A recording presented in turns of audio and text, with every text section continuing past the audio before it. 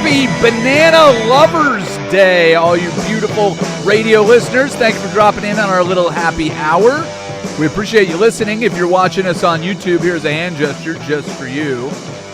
You're welcome. YouTubers, hit us up on the chat. If you're listening on the radio through 105.1 FM, 1080 AM, online at 1051thefan.com, Odyssey.com, the Odyssey app, or if you ask your smart speaker, did you say Banana Lovers Day, not Banana Day? No, it is a day for lovers. That's right. And this is what you got. Use the fan text line. It's 503-2GO-FAN. That's 503-864-6326. Use it. Use the text, use the chat to share your thought, ask questions, solicit advice, or answer me this, dear listeners. Have you seen the Jed York arrest body cam footage? Lowercase, you have a bookmark on TMZ's body cam page, don't you? You know I do. I do know that you do. Listen, we've made our jokes about the San Francisco 49ers owner getting arrested in a trailer park on a prostitution sting where he had multiple contacts with police posing on a known website for prostitution. It's crazy the people that do this, right? Like that, they could do whatever they want. Like they could do other things. They could go other ways. That is real audio from the body cam footage of the police. It could go other ways. Who set up the sting. He had arranged for a $140 transaction with a woman, or so he thought. Turns out it was the police department, online, and they pulled his wallet, which contained $160. Play that one more time. This is after they've arrested him. So if you watch the body cam footage, it's like 2.5 minutes, 2 minutes, 40 seconds, whatever it is. This is after he's been put in the back of the car. So they pull him over. There's not a rental car, sir. They put him in handcuffs. They put him in the car. So he is now shut in the back of the squad car. This is the audio of the police officers talking to one another after going through his $160 he brought to a $140 prostitution transaction. It's crazy the people that do this, right? Like that, they could do whatever they want. Like they could do other things. They could go other ways. They could do other things. It could go other ways. If you watch a video, you will see a very confused Jed York. He's trying to play it cool at first. One thing that I noticed was he was rocking a Yankees shirt. Pretty proud to be a Yankees fan there. Do we have audio of when they first saw his Yankees shirt? Hey, that's a pretty girl down there. Geez, I wonder if she goes out with one of the Yankees. Nah, just Jed York. Come on, Jed York, buddy. I kind of want to. The guy got divorced earlier this year. He's lonely. He's in Ohio. Buddy, you're a billionaire. Figure out better ways to go about things. Again, yeah. I'll play it a fourth and fifth time. Sure, go for it. It's crazy the people that do this, right? Like that, they could do whatever they want. Like they could do other things. Other things? Go other ways. It could go other ways. Man, it is so bad. It is so bad. It is the best thing that ever happened to Mike Vrabel and Diane Rossini. I will stand by that from yesterday's show. Hey, let's move on to some more NFL stuff. We didn't get a chance to talk about this yesterday. It broke kind of right before the show. The NFL is just pouring out all kinds of league-wide news, but I thought this one was interesting. The NFL and the NFLPA have announced a strict new accumulation safety policy on any player who commits 3 safety violations in a season will face an automatic 1-game suspension. So this is something that they've actually modeled off of the World Cup. So I don't know how you feel about that as a football fan being influenced by football. But what they have done, they said if you do a hip drop tackle, a horse collar tackle, launching, hitting a defensive player, blindside block, if you're penalized 3 times for repeat offenses, this is where I'm a little unclear on the language. If you do one of those things 3 times, or if you do 3 of those things within the season, I'm not 100% sure. The wording here makes I'm guessing it's one of the 3. That's what I'm thinking too. So if you do whatever's on the list 3 times, you get a 1-game suspension. Do we have any idea how many people would have actually been suspended under this policy in years past? That's the one thing. I cannot find any data on that. So it's a 3 strikes you're out policy. It's a way to make the game safer, or it's an illusion to make people think that you're trying to make the game safer. I can't figure out what it is exactly, but the way that I see this is the latter. It just feels like it's a move that the NFL is making to go, hey, I know you guys don't want to see unenforced violence out there. Let's make it a little bit safer. But I'm trying to remember even some of the most violent players, how often guys are getting 15-yard penalties. It's not something that I could find when I looked, but Casey's making his best effort to search that right now. The other thing that the NFL announced is they're going to do a Hard Knocks off-season edition. I guess they tried this with one team back in 2021, I think, where they actually... I've got the list for you. Oh, do you? Let's hear it. Like, how many guys would actually be suspended? So I've got players that were fined in 2025 or early 2026 for hip drop tackles. That one I looked up specifically. Okay. D. Winters, Adetamiwa. Yeah, but here's my question: is do we know how many times they got blasted for this? Like, how many guys would have actually been suspended for a game? 16 players got fined. Yep. Jack Campbell would have been suspended. Okay. Kevin Winston Jr. would have been suspended. Frankie Louvu, he would have been suspended. Okay. So there's 3 players. 3 players that would have been suspended. That's just for hip drop tackles. Okay. Well, that makes it something that has a little bit more teeth to it. So I think the idea of multiple offenders, because add it to the list of things that I hate about college football. Let's see where we are on that list. Let's make this, that'll be number 65 on the list of things that I hate about college football. But the targeting and the way that they have to make a decision in the moment, trying to decide intent and the penalties for them. So you're going to be out for the rest of this game, and depending on what half you're in, how much of the next game that you're going to be targeted. This is something where they can go back and they can look at it over time and go, hey, this was something that we saw on the list that was very clear that you had this infraction. You get 3 times. I mean, how many times do you watch an NBA game when they're out there going, all right, if this is another technical foul, that means it's suspension? That seems to curb what we're seeing in the NBA, so I don't see why it won't work in the NFL. So if there's 3 guys for just a hip drop tackle, I'm good for it. Yeah, there was also Tyler Biotish, who we saw is going to be out this entire season. He got fined $17,000 for a blindside block. Yep. A lot of these are taunting. Yeah. Blows to the head or neck area. Yeah. Hit on defenseless players. Aziz Al-Shahir has 2 of those. Okay.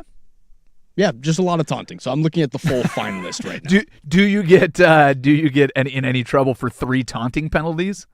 Because that would be great. That I do not know. Oh, I don't see it on the list. The list that I have says hip drop, horse collar, launching, hitting defenseless players, and blindside blocks. But that's a short list.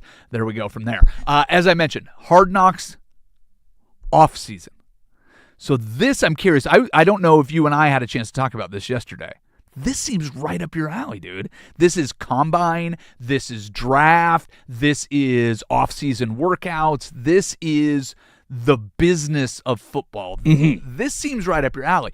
Now, they tried this one other time, I believe, but they didn't do it with a full division. There is not an announcement on who the division is, but if you got to sit there, instead of doing the in-season division, which I don't think has been as popular, and I think partly because there's so much content during the NFL season to consume. Yeah, that's why this 5-episode run of Hard Knocks preseason is so intriguing, is because we're clamoring for football. You start this as soon as the Super Bowl is over, and you get, I mean, in a division. Is there a division this year that didn't fire a head coach? I mean, I'd have to go through maybe the NFC West. NFC West has a new coach in Arizona. So yeah, NFC East has a new coach in Chicago, in New York. And Dallas. No, Dallas is still Brian Schottenheimer. He's on year 2. He's on year 2. Was there anybody in the NFC North? I think they're all staying put. Ben Johnson, Matt LaFleur, Matt Campbell. Dan Campbell. Thank you. Kevin O'Connell. Yeah, so there you go. So there is, but either way, you're going to have, I mean, think of the turmoil. If we're watching the NFC West this offseason, and you have the Super Bowl team lose their MVP and do all that, you have the full cycling of everything that happened at Arizona. But if you got to see the offseason on Hard Knocks for the freaking Rams? Or even a team The like 49ers? or a team like the Chargers. But take that division. So you got Patrick Mahomes recovering from an injury. You have a new coach in the Raiders. You have Mike McDaniel going to the Chargers, and then you have the Bo Nix injury and just Sean Payton on there. I mean, pick a division that's not really interesting. Yeah, that's pretty good. That's pretty good. I think I can get behind that. So off-season Hard Knocks. This is as into Hard Knocks as I've ever been. So maybe I'm riding the Hard Knocks high right now. Well, the in-season Hard Knocks for the AFC North a few years ago, I it watched, wasn't great. Yeah, I watched some of it, but it was. I don't know. When they spent entire episodes focusing on how much can we just love and show how much we love Jameis Winston, it got old a little bit. My challenge with the in-season was it just felt like everybody was in gear. Like part of the fun of watching the Seahawks this year in the Hard Knocks is there's so much speculation and there's so much trying to figure out like who's going to be on the roster. In season, you have injuries and you have to go and maybe pick somebody up that's a free agent or whatever. But most of the time, your guys on the practice squad are going to be there. But trying to decide what storylines has been really interesting for me. We've talked a lot with Ortner. We were up at a practice talking Seahawks. So then for me to do kind of the HBO version of the deep dive, it's not the same questions that I have. And like we've barely seen a lot of guys that I'm really interested in. AJ Barner was starting to have a breakout at the end of last year. We haven't seen him hardly at all. We see a lot of Sam Darnold on there, but he's not playing in any of the preseason games. So you're just getting him as a talking head and his personality. But other than the spin rate episode where they were talking about how much he spins the ball or whatever, it's not a lot. It's kind of a little love letter to congratulations, you're not seeing ghosts, you're winning Super Bowls. I haven't seen any Brian Fleury. Yeah, to your point, it's all in gear stuff. Yeah. I want to see how teams are getting in gear. I want to see the 100, process to get them in gear. Also, seeing how you react to moves that your counterparts are making. I mean, that's the other thing. I mean, look at your division. The AFC North has 3 new head coaches.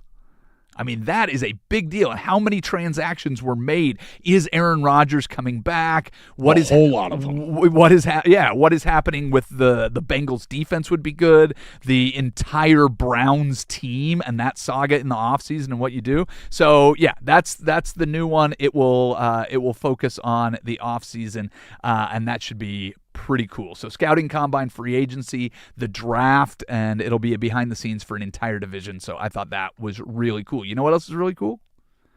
Binary Brewing and the Fan have teamed up for the only Fan IPA available for a limited time. You can taste the Fan with Binary Brewing's signature West Coast IPA. Go to Binary Brewing's Beaverton location and ask them about their only Fan. So good, only the Fan and Binary Brewing can pull it off. Here's what we're going to do at 2:30. We're going to challenge ourselves versus AI. We're going to look at all of the division winners live on the radio. Casey's going to pull AI's predictions for who's going to win all 8 divisions in the NFL. I didn't know this until earlier today. You've already picked all the divisions twice on this show, so we'll do it a third time. You can play along at home. AI won the Major League Baseball pick'em, so we need you to go on there. That is a good reminder. I'm going to look right into the camera while I do this because we're practicing putting stuff on YouTube. Play the Take Your Pick for the entire NFL season. We'll put a link, and then you can just go on and pick every single game. We'll see how you do throughout the season. We'll play, of course, the weekly NFL Take Your Pick. You'll get a chance to get on the show. It's going to be awesome. But go right now and pick the whole season. Do it in advance. It'll be great. We should do some Daily Buzz, don't you think? Let's do it. The big cat gets a big bag. 1 pitch has to be a record for the shortest start in MLB history, right?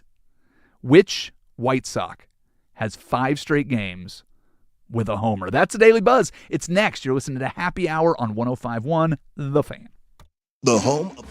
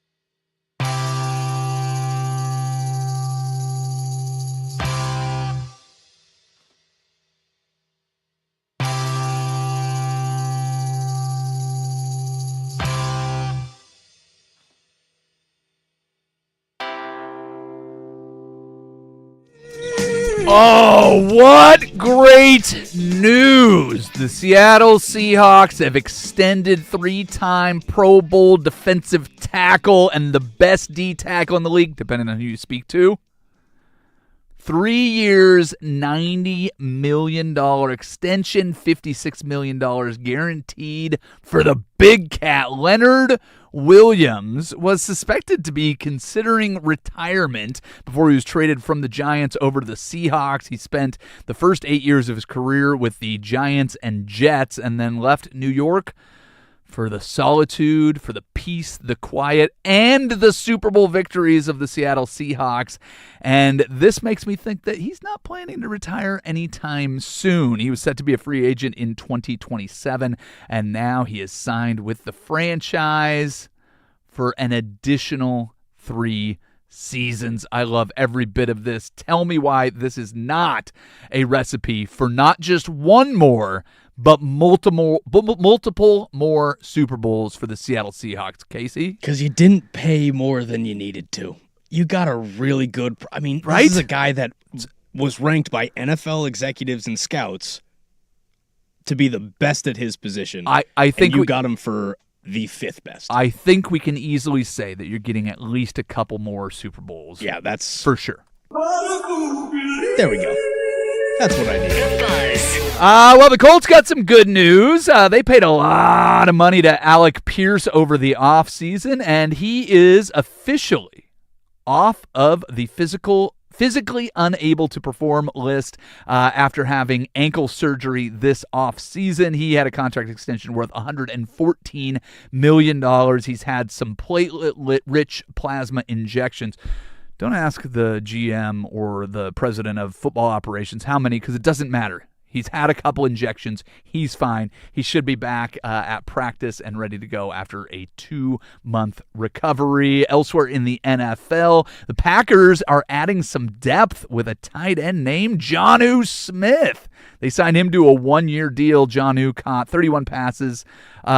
Is 31. Caught 38 passes last year for only 222 yards, but he's a Pro Bowler in 2024. 88 passes for 884 yards, 8 touchdowns.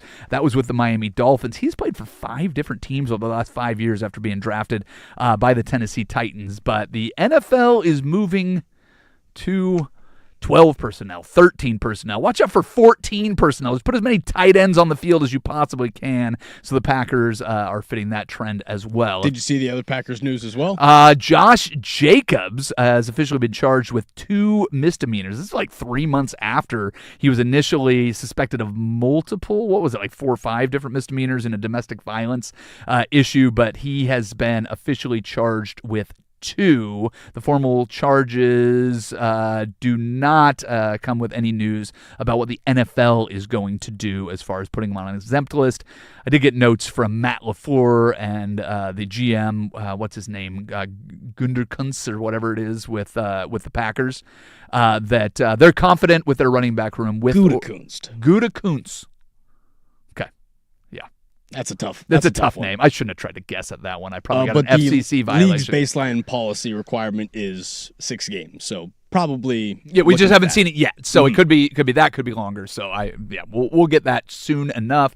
The Dolphins have traded Tutu Atwell back to the Rams. They're getting, is it Warquez Hunter?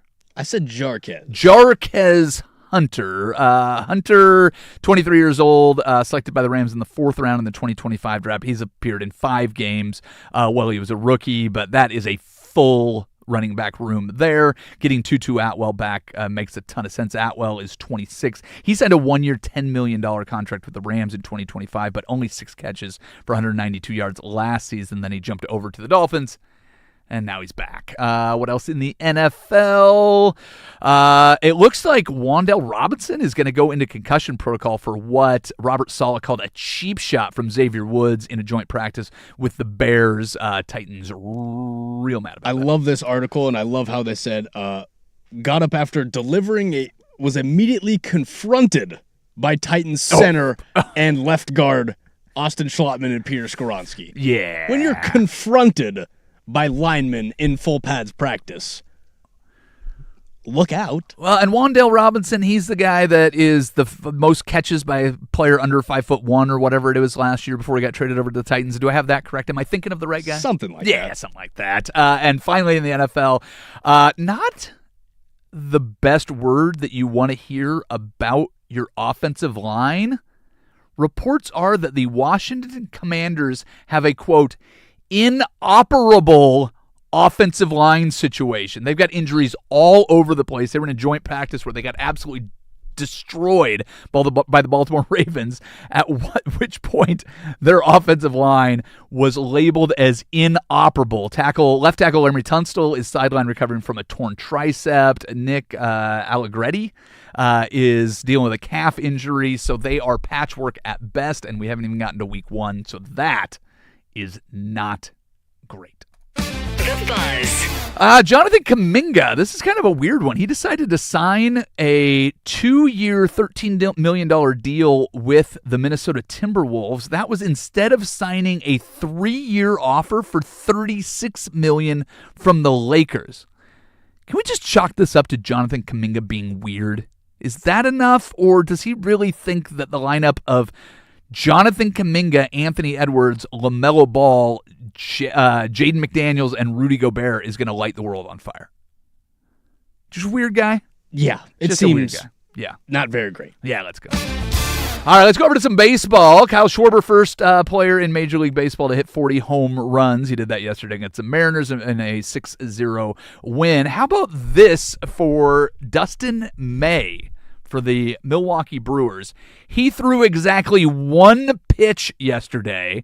He threw the pitch. It was line drive right into his back, and he was out for the rest of the games.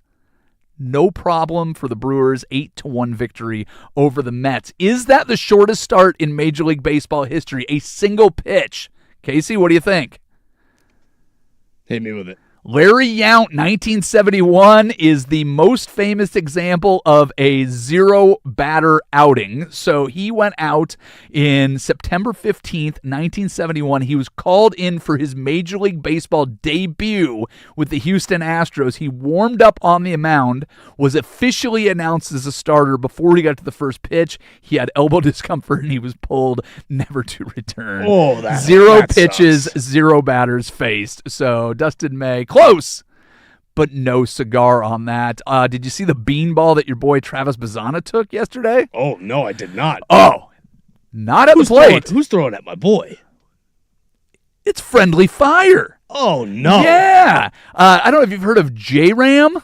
This is a guy that plays for the team. His nickname is J-Ram. It's Jose Ramirez. Hit a 105-mile-an-hour line drive off of Bazzana as he was traveling from first to second. Caught him in the arm. That's very good chanja. Thank you, Pop. I think Bazzana stayed in the game, though. That's the Aussie. There we go. Yeah, I don't know. Yeah, he's Love getting to hit see by it. 100 miles an hour. I don't think he left the game. Painful, tattooed by the ball, There we showed immense toughness, laughed it off, and just kept going. That's the Aussie. There you go. Yeah, guess who's not an Aussie? Roki Sasaki, 15-day DL, or IL, a blister. He had a blister. So it's 15 days for a blister. He's a pitcher, and it's on his finger. Okay. Listen, we get it. We get it. Did you happen to see, do you remember what I called for yesterday in the Seattle Mariners game? They're down 6-0. Innings were getting later. I go, let's just get a nice 6-run comeback. Get a 7-run Yeah, you had to see rally. what the Mariners were doing with their backs against the wall. They didn't do it. You know who got a 7-run rally to win a game in the top of the 9th with a 6-run deficit yesterday? Better not have been those Houston Astros. It was the Cincinnati Reds. They used a Eugenio Suarez grand slam as part of a 7-run top of the 9th to win a game that they were down 9-3. Do you know what they did after the game? They released Eugenio Suarez. He is cleared. He has cleared waivers, and he will be that available to be sucks. signed by another team. Listen, He'll that's get a ship going down. He's going. I'm wondering if the Mariners are able to quit him because hey, you've signed him. You've signed him late in the season before last year with a trade. Pick him up off waivers. You've had some little rotating third baseman problems going on. Gino fills a hole. Right-handed bat, big not too swing, bad. home run power. You not got too some bad. guys, DH. I don't hate it. Who's on fire right now in baseball? Do you know who has 5 consecutive games with a home run in each game for the Chicago White Sox? Is it my boy? It is not your boy. What do we talk about rookies? Was it yesterday they were talking about how many great rookies there are in Major League Baseball? Tristan Peters. Rookie outfielder, 5 straight games. How many rookie With 5 outfielders do they have? What's going on in baseball? I don't have their whole lineup card in front of me. And we have Fernando Cruz, Yankees pitcher, probably need Tommy John surgery for the year. Why? All right, that's everything you need to know Why? from the buzz. Let's walk over to the George McCoy at Warren Allen Sports. Oh, did I say that for last on purpose? That sucks. Let's walk over to the George McCoy at Warren Allen Sports to see what we missed. First on the fan. See, this is what happens here. I'm scrambling. Still scrambling. Yes, you are. All right. First on the fan, the Indianapolis Colts have signed reliable punter Rigoberto Sanchez to a 2-year extension. Punters Rigoberto get Sanchez. I don't know that I knew that guy was a person. Oh, Rigoberto Sanchez is one of the best to do it. He's no Michael Dixon. Well, Who's the best to do it? Rigoberto Sanchez will sign the contract, making him one of the NFL's top 5 highest paid at his position. The 31-year-old, who was an undrafted rookie from Hawaii in 2017, set a franchise record last year with 44.7-yard net average and landed half his punts inside the 20. Move out the way, Pat McAfee. It's Rigoberto's time. If Rigoberto Sanchez becomes a ESPN personality and gets paid $60 million, then Pat McAfee can move out of the way. I think Pat is happy where he's at. I think so, too. Yeah. And for more sports scores and stories in 30 minutes, I'm Lowercase from the George McCoy at Warren Allen Sports Desk. Hurt, missing work? Insurance companies acting like jerks? Don't call your mom. Call George McCoy at warrenallen.com. The home of the fan.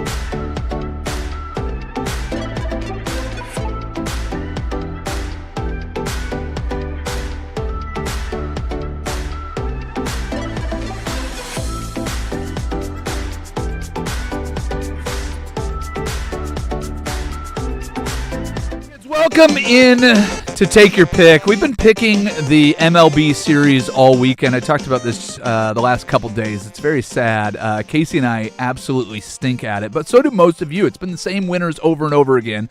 My sister, who has no methodology whatsoever, has won 4 times during the Major League Baseball season. All you have to do is pick the winners of the weekend series. It seems very, very simple. Last week, I was so frustrated that I couldn't win. I decided to make a second submission. I put my own in, where I actually picked them. But then I went on AI and I just said, who's going to win all the weekend series? The AI robot won. Dominated. Wasn't even close. So please go to @FanHappyHour. Go to my personal Facebook page. I tried to spice them up with video. Go check them out. Find the link. Play along. We're actually going to try something a little bit different here. The last couple weeks, I've also set up a pick'em for the NFL. You can pick every game the entire season. Was it too much work? Yes, probably. But it'll make it easier for me as we get into the actual NFL season. We're going to pick every week. We'll do that in 2 weeks. Right now, me and Casey are going to see how we feel about AI's picks for all the division winners across the NFL. Have you already loaded everything in, Casey? Are we ready to go? We are ready to go. Okay, so this will not only be who they're picking, but why they're picking who they're picking. We'll have to go kind of quick if we're going to make it through all 8 of these, but if we only make it through the AFC, we can do the NFC next week. So, Casey, let's start with the AFC East. Champions last year was, of course, the New England Patriots. The Bills were right there. They've been dominating this division for a while. Who does AI think wins? And tell me why they think the Dolphins are number 1. The AFC East prediction for 2026 by ChatGPT is the Buffalo Bills. They think the Buffalo Bills are going to finish the season 12-5. Josh Allen has projected stats of 4,400 passing yards, 34 touchdowns, 9 interceptions, 7 rushing touchdowns, 450 rushing yards, and they expect Buffalo to score around 27 points a game, finishing at the top of the division at 12-5. Where does everybody else finish? We need to make sure you save these. We need to actually go back and look at this. We're picking our entire season. I'm very curious. Maybe we'll have to pick against some of these numbers. But where do they have the rest of the division finishing? 12-5 for the Bills, 11-6 for the Patriots, 6-11 for both the Jets and the Dolphins. The Jets and Dolphins both get 6 wins? Both get 6 Yeah, games. I don't know about that. I will agree. I think it's going to be the Bills. I think the Patriots fall a little bit further back than that. I think that they're going to be closer to 8 wins. And I think that a lot tougher schedule this year. Yeah, I would agree with that. They're going to a couple wins, but I think both the Jets and the Dolphins are probably a little bit. Well, I think the Jets are. They're going to be bad. They're both. It's Geno Smith and who is it? Malik Willis is going to be the quarterback. So I don't trust either of those guys. I would expect the Dolphins to be better. I think Malik Willis will be better than Geno Smith. As we've done our pick'em, I am 9 weeks through. Okay. I have the Jets and Dolphins winning a combined 2 games in those 9 weeks.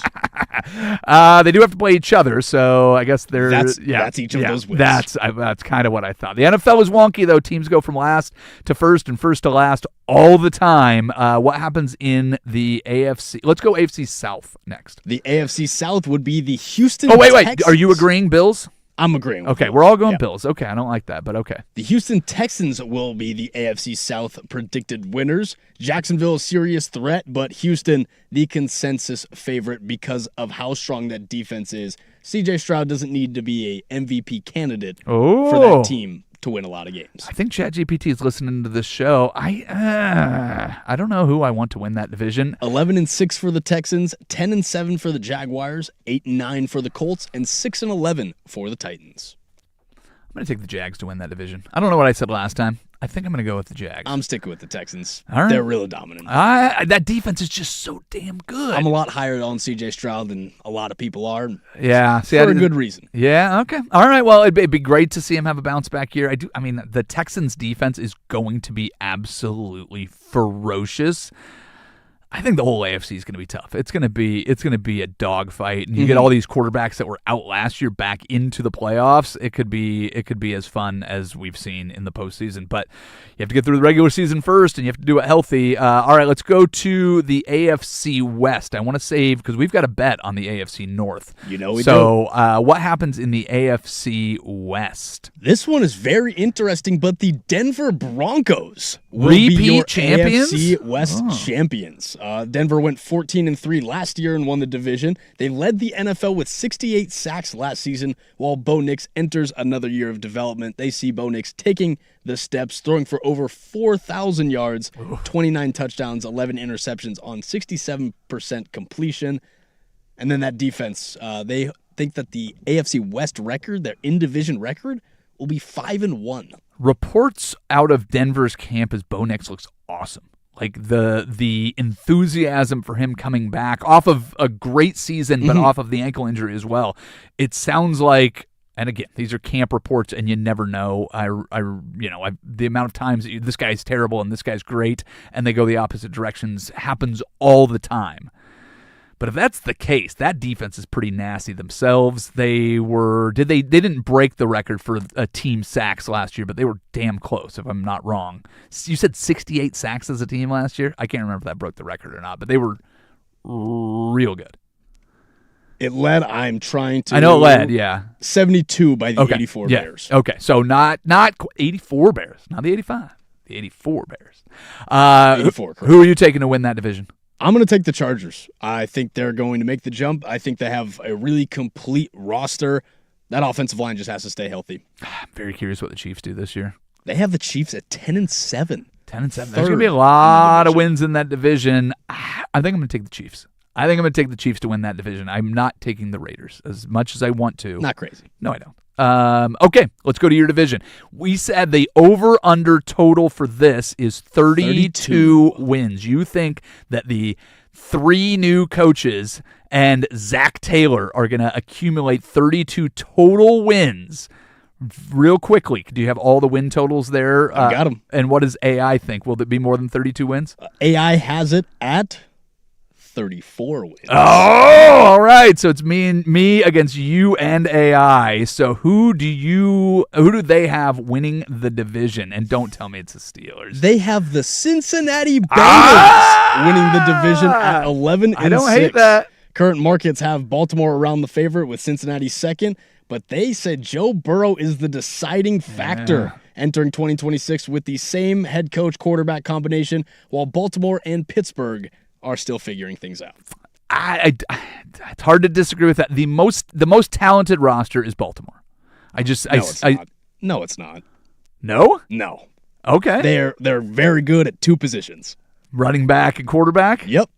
Okay. Where else do they have a lot of depth? Depth, I don't know, but they have a lot of talent. I mean, a guy like Kyle Hamilton, if he bounces back, you have a defensive head coach. But the rest of their secondary is Marlon Humphrey and Nate Wiggins. Marlon Humphrey's been good for a long time. Okay, that's fine. That's fine. Marlon Humphrey? Yeah. That's Mr. Swiss cheese. Right. Kenny Pickett made him look like Swiss cheese. All right.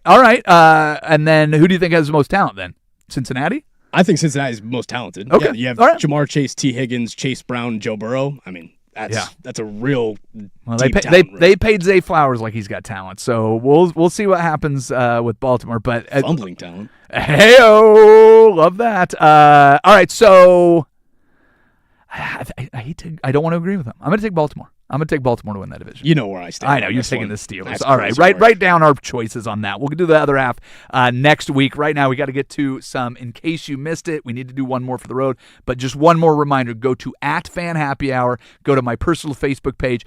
We're playing the MLB Pick'em. Casey, play it this week. Go and pick your games. I know you stink at it. So do I. We're going to play it. We only have one more week after this one. And then you know what happens? Got it up. You know what happens after Labor Day? Wednesday, Thursday, all weekend we have NFL football. They're playing it in Seattle. Then they're playing it in Melbourne.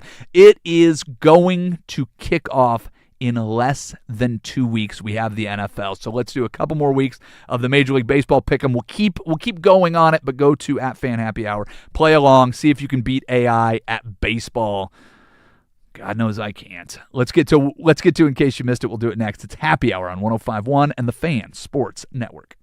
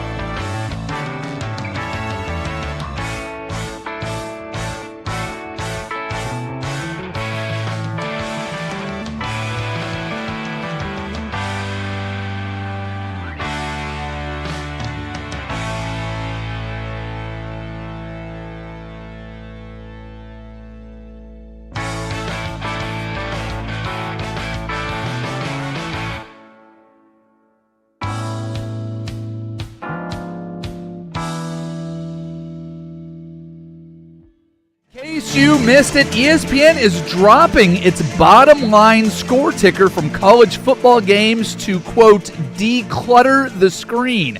Makes total sense. You can't have an obstructed view if you're really going to appreciate the broadcast team awkwardly discussing campus culture while the camera crew aggressively zooms in on sorority girls. You can't have... Let me guess, the, quote, cleaner image is going to be immediately brought to you by FanDuel, State Farm, or Summer's Eve, right? They're going to get that thing sponsored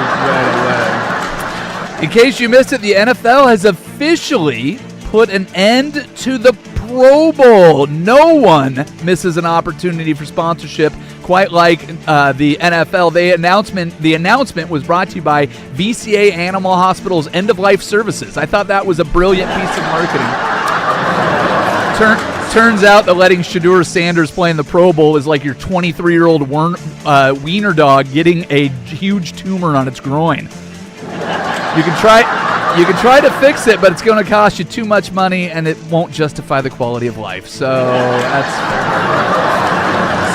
fair. In case you missed it, the NFL added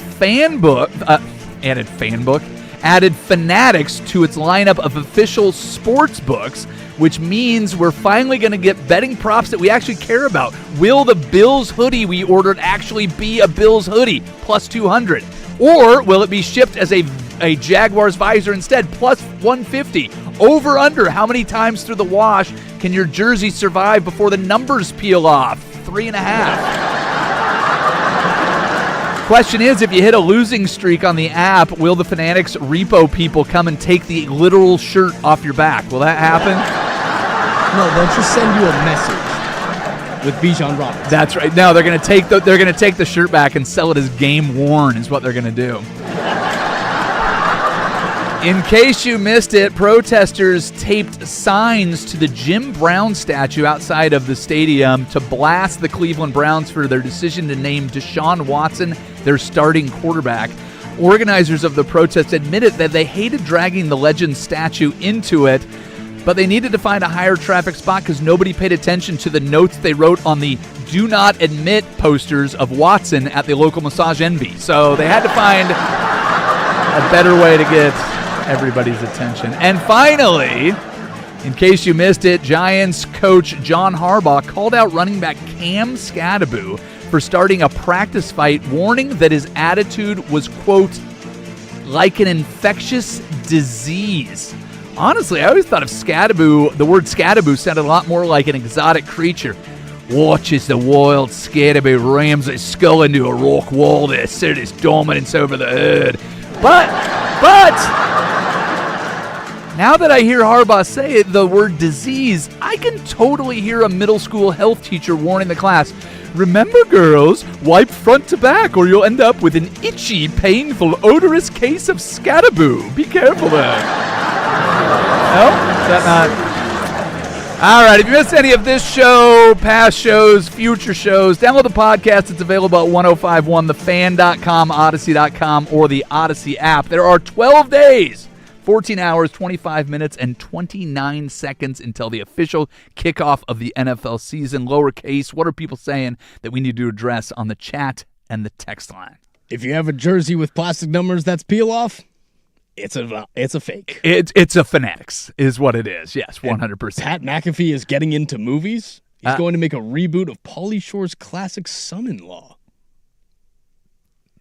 I got nothing there. I got no words for that whatsoever. Okay. Let's find a movie that doesn't need to be remade with somebody that doesn't need to remake it. That's all that I can think of. Tiptoes. Tiptoes is great. Let's grab one more for the road.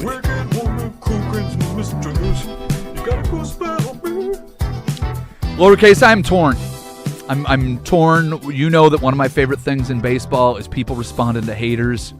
But one of my least favorite things in baseball is the Houston Astros. Yankees playing Astros. Jose Altuve is getting the F. Jose Altuve or F. Altuve chance. How does he respond? He went yard, didn't he? Leadoff double. I like it. I don't know how to feel about it. It's one of my, if it was a home run, I would be on his side. It's against the Yankees. Am I happy for the little guy? He's a short guy. I'm not the shortest guy, but my brother's much taller than me. I get a lot of short jokes. I kind of want to root for the short guy.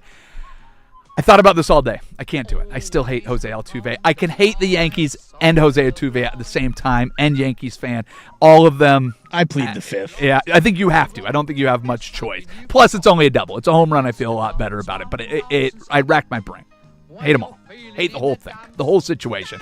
On that, I'm out tomorrow. Joe Fish is in. I'll be running Hood to Coast. Wish me luck. But we're done for now. So big thanks to Lowercase. Thank you to everybody that listened. Thank you for everybody that plays the stupid Take Your Pick game. And, of course, thank you, Isaac Ropp. We're all done. For now. Bye-bye.